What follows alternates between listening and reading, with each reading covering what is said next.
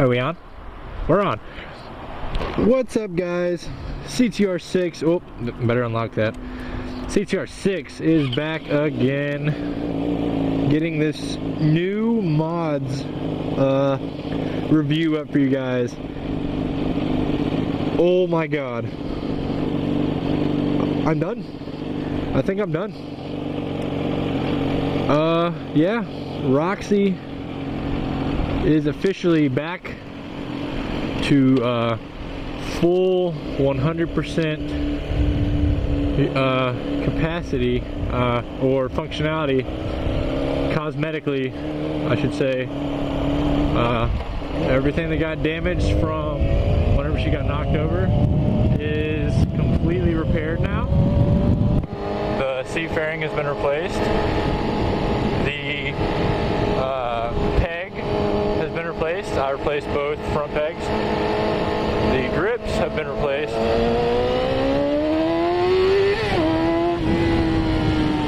Everything is done.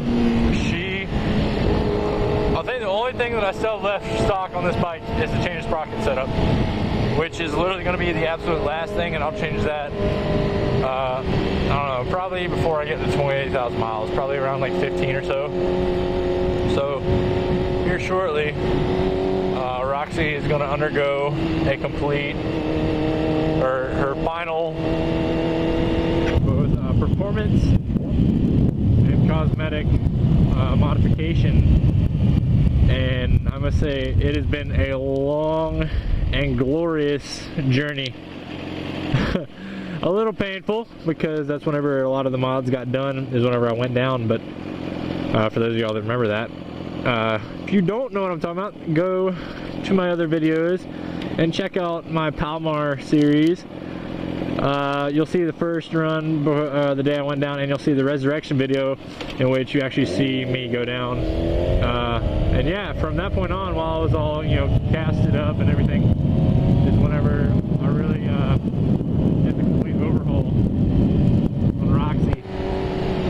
You know, I mean, at that point I thought I was done then, but now, like, literally there's nothing left on the bike for me to change except for the chain and sprocket. So needless to say, it's done. Literally, this is my 100% dream bike. Literally everything that's been done to this bike, I've done myself. You know, I mean, it's literally my own. Me and Roxxi go hand in hand. Or Roxxi and I, excuse me. But we both go hand in hand, you know. She's a direct reflection of me. And I can't imagine a more beautiful bike. I mean, don't get me wrong, I find other bikes beautiful too, but the fact that I literally put every piece of this together, you know, from my imagination, from what I said, oh, you know, that's what I want, you know, and that's what I'm gonna get. You know, the fact that each part of this bike was hand-picked. It wasn't someone else saying, oh, let me put that on for you, or I didn't buy it like that. The bike was bought 100% stock with 2 miles on her. And from there, you know, 10,762 miles later, she's done. So, I'll do a full review, a complete review of every single mod that I've done another day. But for right now, the video that I've been trying to get out of you guys is going to be the review for the two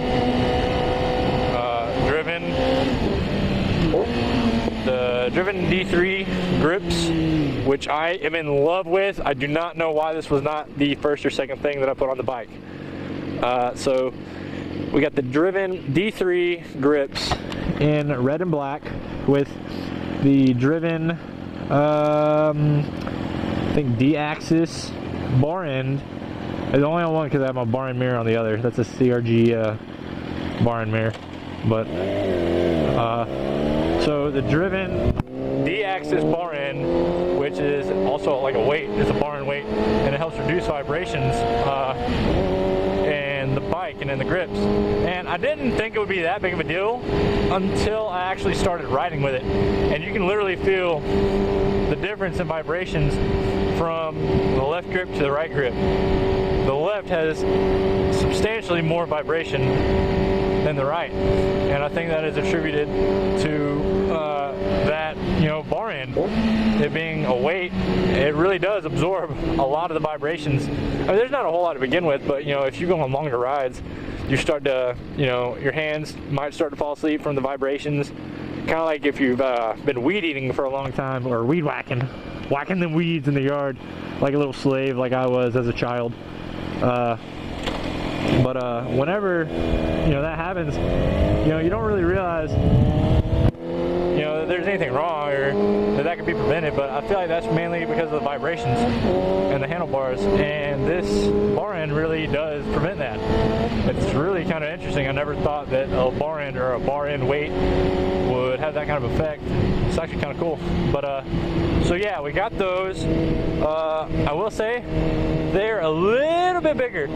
I don't know if I'm just kind of being kind of paranoid or freaking out or whatever, but it feels to me like they're a little bit bigger in like diameter or like circumference than the stock grips. So if you're a smaller handed person, you know, I don't know if you might not want that or whatever. Say, hey, what's up guys? Woo, reflection. Damn, I look good. So do you, Roxy. But so for me, them being a little bit bigger, I actually kind of like, just because I've got bigger hands. So these are absolutely awesome grips.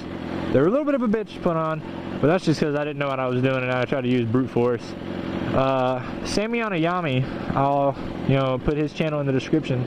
He actually has a how-to video or how to install these, which I should have done, but I wasn't thinking at the time, and instead I just literally just did an update picture for you guys. So anyway, so I did that, but like I said, I'll tag SammyOnAYammi's, or I'll put his link in the description so you guys can watch the how to install. He literally says just to cut your stock grips off. If I would have read that, hey, we get to see a train. Yes. Oh, let's see this guy. What's up, dude? Yeah. Nice bike, man. I like yours too. It's pretty sick. Thanks, man. Appreciate it. I like yours too. My buddy's got a CBR. Oh, yeah? Yeah. They're great bikes, man. Yeah. Hell yeah. But yeah, guys. So, anyway, he literally just cuts his grips off, and then he puts like brake cleaner fluid. This isn't a train. What is that? But, he takes like brake parts cleaner and he uses that to clean off the goo and the lube, and then he uses it to lube them up and everything. Well, I kind of took the retard's way out. Excuse my, I shouldn't say retarded, but the less, I worked harder, not smarter, let's put it that way. And I ended up muscling the grips off after I took off the bar ends. I literally muscled them off, and then I got a little freaky and I spit on the inside of the grips and I just lubed them up, and then I slid them on. And it's really simple on how to change the grips, guys. You don't really have to, you really only need one. Holy shit, there is a wreck up there. But you literally only need the one freaking Allen key or hex key to get the bar ends off. That's all you need to do grips, unless you want a razor knife to cut them off like SammyOnAYammi did, which honestly looks a lot less frustrating than having to pull all of the stock glue off myself. Jesus Christ, what in the world? Hope no one got hurt.